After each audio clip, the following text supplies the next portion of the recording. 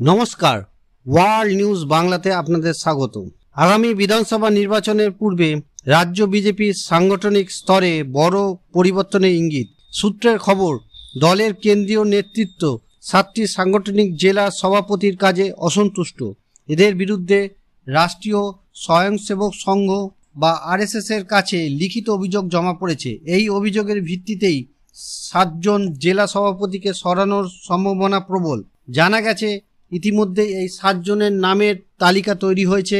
2026 সালের বিধানসভা নির্বাচনের আগে জেলা সংগঠনকে আরও শক্তিশালী করতে এই রদবদল অত্যন্ত গুরুত্বপূর্ণ বলে মনে করা হচ্ছে।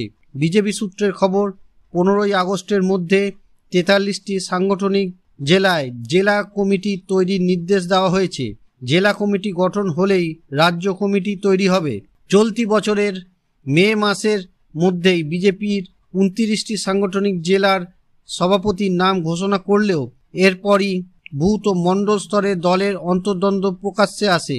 কেন্দ্রীয় নেতৃত্ব বারবার গোষ্ঠী কোন্দল মিটিয়ে সাংগঠনিক শক্তি বাড়ানোর নির্দেশ দিলেও অনেক সাংগঠনিক জেলায় স্বজন পোষণের অভিযোগ উঠছে দলের কর্মীদের তরফেই। দক্ষিণ কলকাতা ও হুগলির সাংগঠনিক জেলায় সভাপতিদের নাম ঘোষণার পর কলকাতা দপ্তরের বাইরে তাদের বিরুদ্ধে পোস্টারও দেখা যায়।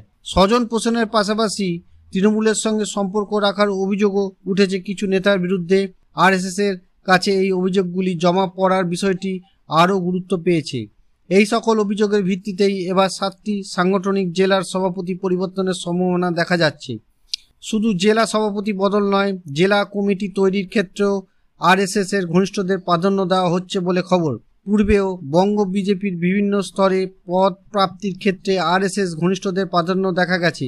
তবে শুধু আরএসএস ঘনিষ্ঠ নয়, জেলা, মণ্ডল বা বুথ স্তরে নেতৃত্ব বাছাইয়ের ক্ষেত্রে স্বচ্ছ ভাবমূর্তি এবং কর্মঠ কর্মীদের উপর জোর দিচ্ছে বঙ্গ বিজেপি। সে কারণেই অভিযোগহীন জেলা সভাপতি বাছাই ও নিয়োগের ওপর লক্ষ্য রেখে 7 সাংগঠনিক জেলার সভাপতি বদলের সম্ভাবনা প্রবল। ভিডিওটি ভালো লাগলে লাইক করুন, শেয়ার করুন এবং সাবস্ক্রাইব করুন ওয়ার্ল্ড নিউজ বাংলাকে। নমস্কার।